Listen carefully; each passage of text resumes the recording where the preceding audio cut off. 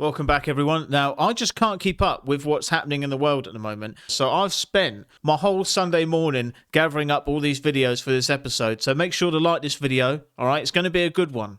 You're going to enjoy it. Oh, it just sounds so creepy. I can't do this whole YouTuber thing. You're going to enjoy it. Yeah, just like this video, subscribe if you enjoyed this video, and yeah.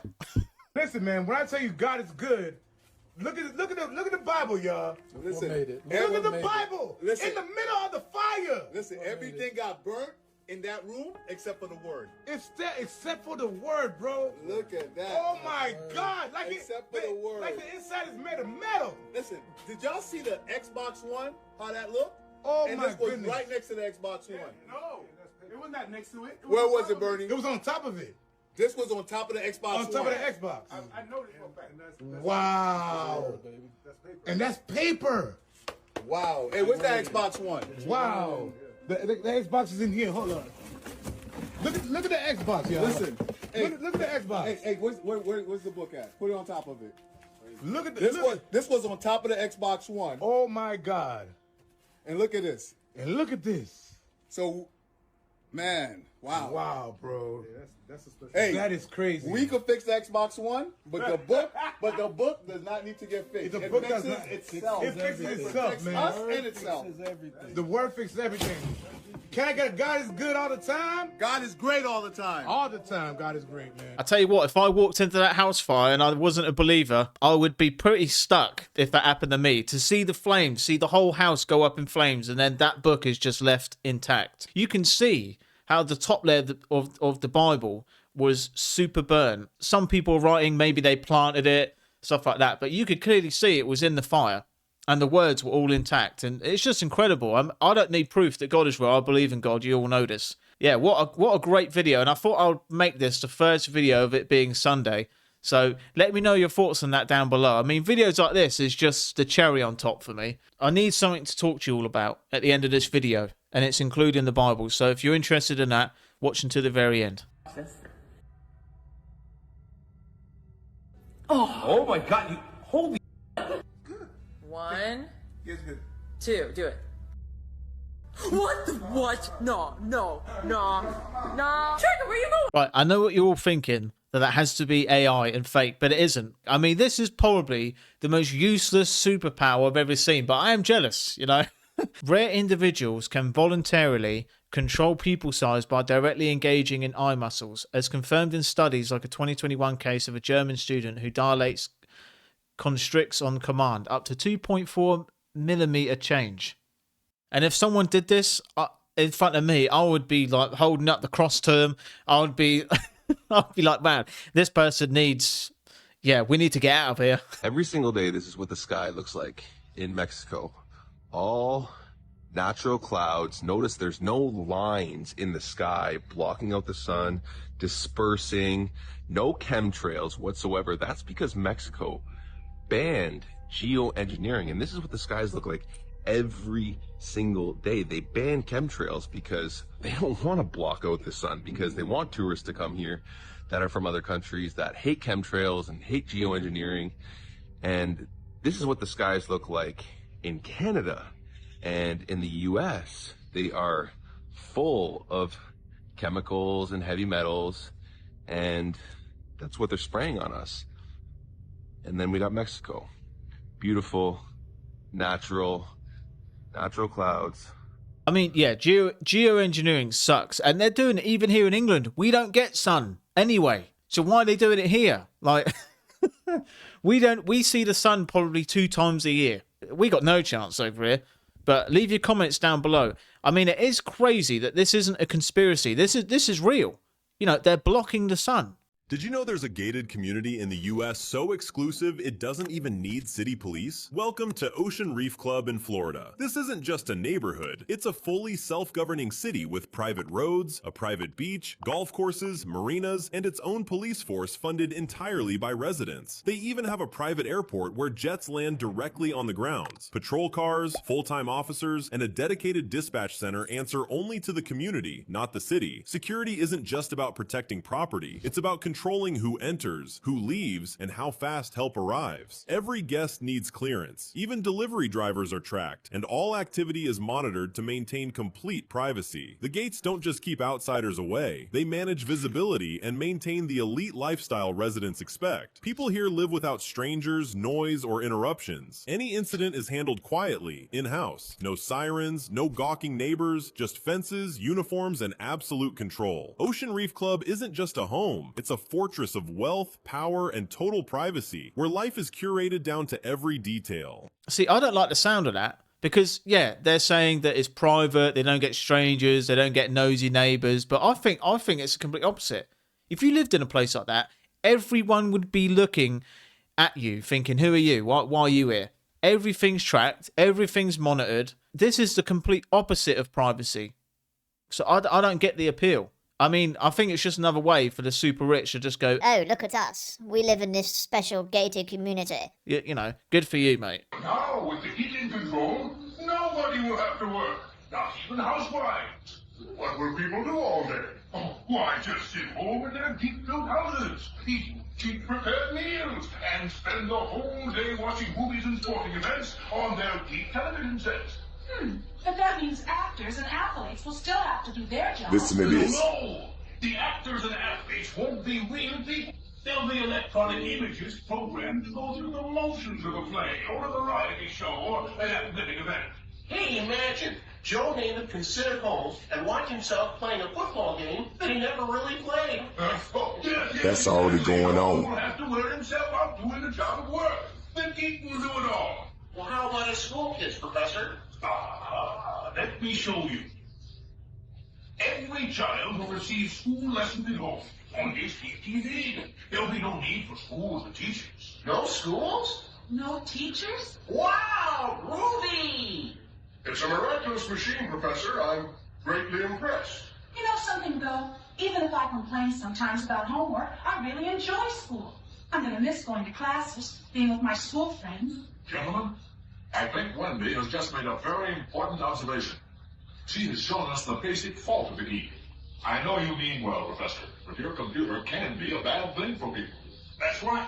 Everybody, even young kids, should have responsibilities. I agree. It's good for people to work, to use their brains. If they don't, they'll have no purpose in life. If that isn't spot on, I mean, we need to find out who wrote that. I don't know what just happened to my hand then. Did you see that? It looked like E.T. then for a second. Maybe the aliens are coming after me after all. I was like, Yeah, maybe. and how they predicted this stuff a long time ago, and it just makes me feel like that everything is like a script, and like ChatGPT and all this stuff we have now is going to be like sticks and stones for the next generation, you know, our children. We've been working on AI safety for 2 decades at least. Yeah, I was convinced we can make safe AI, but the more I looked at it, the more I realized it's not something we can actually do. You have made a series of predictions about a variety of different dates. So what is your prediction for 2027?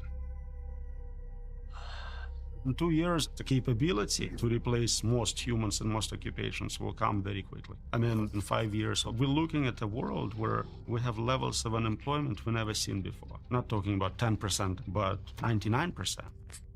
And that's without superintelligence. A system smarter than all humans in all domains. So it would be better than us at making new AI. But it's worse than that. We don't know how to make them safe. And yet we still have the smartest people in the world competing to win the race to superintelligence. But what do you make of people like Sam Altman's journey with AI? So a decade ago, we published guardrails for how to do AI right. They violated every single one. And he's gambling 8 billion lives on getting richer and more powerful. So I guess some people want to go to Mars, others want to control the universe.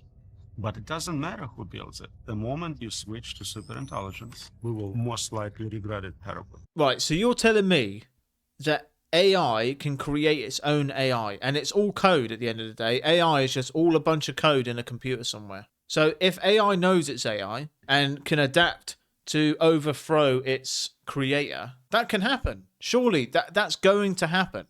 Because if AI can build somewhat of a conscience and have some form of existence and know it's created, surely it's going to adapt itself to overthrow the person that engineered it. So someone sent me this video saying that this is going to be me if I keep showing UFO videos. right?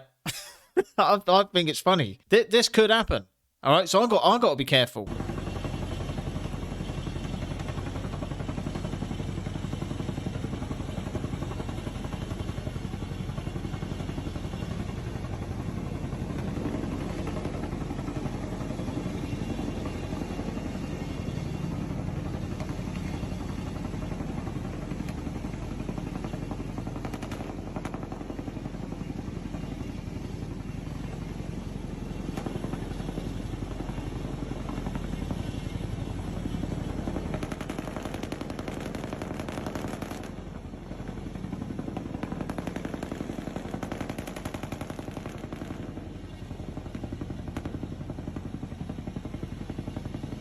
Man, I think that is pretty cool, though. I mean, a blacked out helicopter dropping off one person. Who was that guy? Oh, the Terminator. They were dropping off the Terminator or something. That dude was by himself. Elon Musk says brain chips are going mainstream in 2026.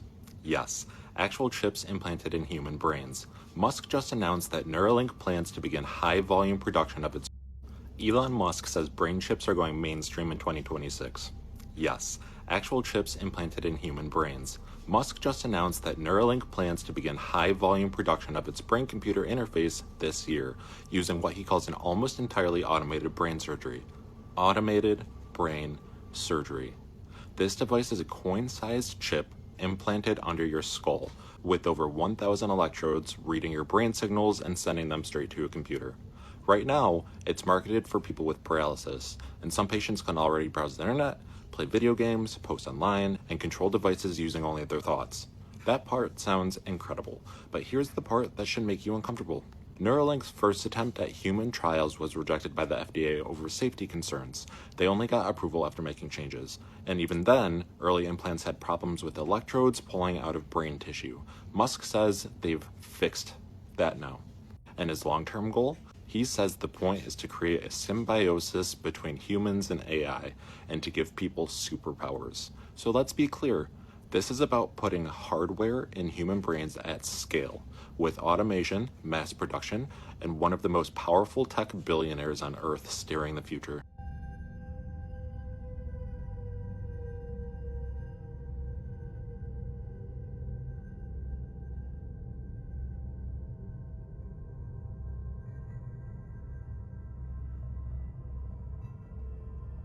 Guys, leave me a comment on that.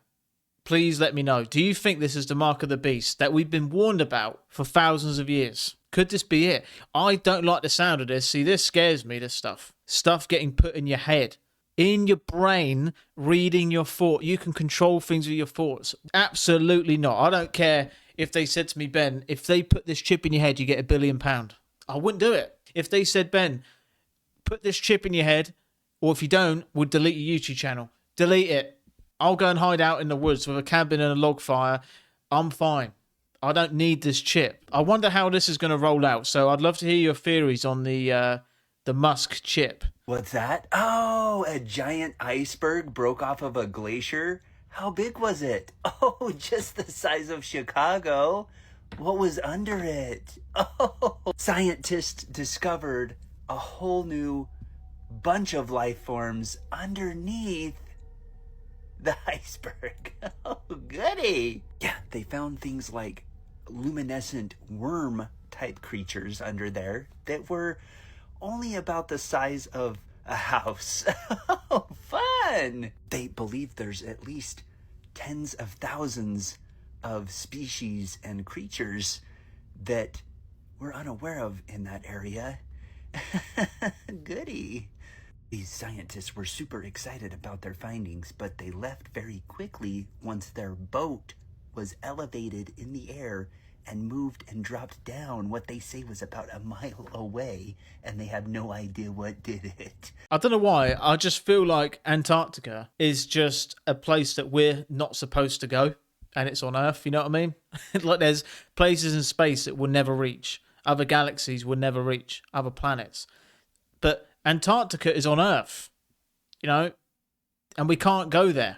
And why is there so much secrecy around it? Because we can't explore it. Think of the life that's out there, like luminescent worms under the ice.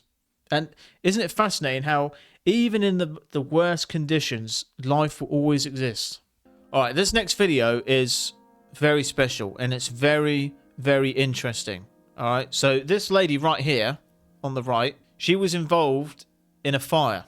All right, and this was in Switzerland. This whole bar went up in flames, and she, in her words, she witnessed a miracle. All right, of her friend. Now I'm gonna read the statement. Woman in the Swiss bar says that she witnessed a miracle. Says the flames completely avoided her friend, who sat down with a cross in her hand when he became trapped.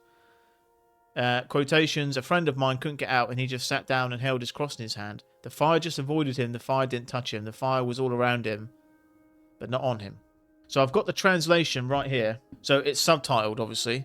But let's listen to what this is, because this is going super viral. J'ai un ami à moi, c'est tout pareil, il n'arrivait pas à sortir et il s'est juste assis et il a tenu sa croix dans sa main et juste le feu l'a esquivé. Le feu l'a juste pas touché, le feu était juste tout autour de lui mais pas sur lui.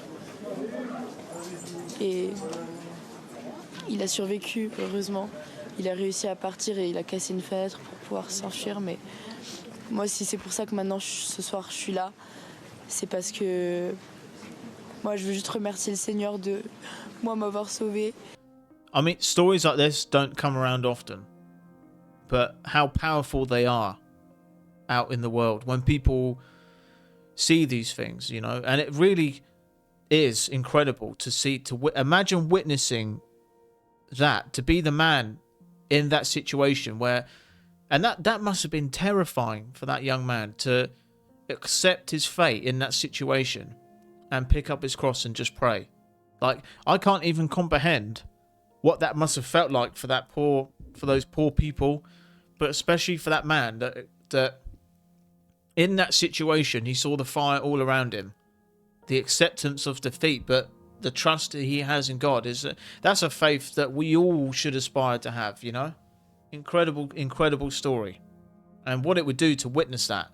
You know, and yeah. Incredible. So if you have a comment about that, leave it down below. Right, and there is something I want to talk to you all about, and it's in the Bible. It's Psalm 22. And I was reading this the other day, and I thought, wow, this is incredible. And I Googled it, and basically, they have thousands of manuscripts of the Psalms written by King David. This was written 1,000 years before Christ was born. Now listen to this, right? The first words of Psalm 22, 1,000 years before Christ's feet touched the ground. My God, why have you forsaken me? Now, if you skip, Jesus' final words on the cross were, my God, why have you forsaken me? So that was written 1,000 years before, you know, look, just listen, all right? I'm really excited about this. So if you go further down in Psalm 22, it says this, and who does this sound like, all right? 1,000 years before Jesus was born. I am poured out like water, and all my bones are out of joint. My heart is like wax. It is melted within my breast. My strength is dried up like a potsherd, and my tongue cleaves to my jaws. You lay me in the dust of death. Yes, dogs are round about me. A company of evildoers encircle me. They have pierced my hands and feet. I can count all my bones. They stare and gloat over me. They divide my garments among them, and for my clothing they cast lots. That's incredible. And that's one of the hundreds of early prophecies, man. I couldn't believe it. And also Isaiah 53 talks about a Messiah coming to suffer for the people. And this was all written hundreds of years before Christ was born. So yeah, I just wanted to share that. And if you've got any thoughts on that, let me know. And if you haven't read the Bible before, you know, it is life-changing. You know, the words speak to you. Like, when I first read the Bible as an unbeliever, the words spoke to me like in my soul. I can't really put it into words, but I mean, and obviously the story, everything that's happening in the world, faith over fear, and that was a true testament of that statement. He was surrounded by the flames, and he still went to pray on the cross and made it out alive. And there's something to be learnt from that for us all, you know. And in the Gospel of Matthew, when Jesus walks on water and he commands Peter to step out of the boat, and at first Peter's walking on the water towards Jesus, and he notices the waves crashing around him, and as he's focused on the waves and how scary they are and takes his eyes off Jesus, he falls. And I think this reminded me of that. If you have faith, we need to stay focused on Christ. I really feel like faith over fear is such an important thing. We can't be scared of what this world can do to us and how dangerous the world is. And like, you know, for me, dedicating my life and giving my life to Christ has helped me overcome all of my darkest troubles and suffering. Yeah, I mean, I could go into this for a very long time, but leave your comments down below what you think about that. And if there's any piece of scripture you want me to read, then by all means, comment down below. And also, I just want to say a massive thank you. We hit 40,000 subscribers. That is insane. I woke up this morning, I quickly went on my phone and I was like, 40k. Crazy. Like, I never ever would have thought that when I started this channel, like, we would ever hit this number. You know what's crazy is reaching 100,000 subscribers to me was such an out of reach dream for me. Like, it was more like, you know, when you're a kid and you think you'll have a crazy supercar, you know, it's that 100k for me was just something, I probably won't do it, but if it happened, that'd be pretty cool. The thing is, it's like just off this channel and like how things are going and having the amazing support of everyone like yourself, it actually seems like it might actually happen. And I don't want to tempt fate, but like, if we reached 100,000 subscribers, man, I don't know what I would probably go to sleep with the 100k plaque next to me. Don't know how my wife would feel about that. But honestly, thank you all so much, and let's keep it going. I'm just so happy where it is now. I'm not saying, you know, let's get 100k. I'm just so happy that where we're at. And anything else past this is a bonus. And remember, guys, if this channel actually hits 100k, I said it as a joke a couple months ago, but people are still holding me to it. If this channel reaches 100,000 subscribers, I'm going to fly to Area 51 and film the whole thing. Like, vlog it. Make a big vlog, traveling to America, go to Area 51, like, do some night camping, you know, get some binoculars, all that stuff. For 100,000 subscribers, I'll do it. You have my word, I'll do it. So remember that. If we ever reach that, you'll see that video. But anyway, thank you for watching. Thank you for supporting me. And I'll see you all again tomorrow. See you then.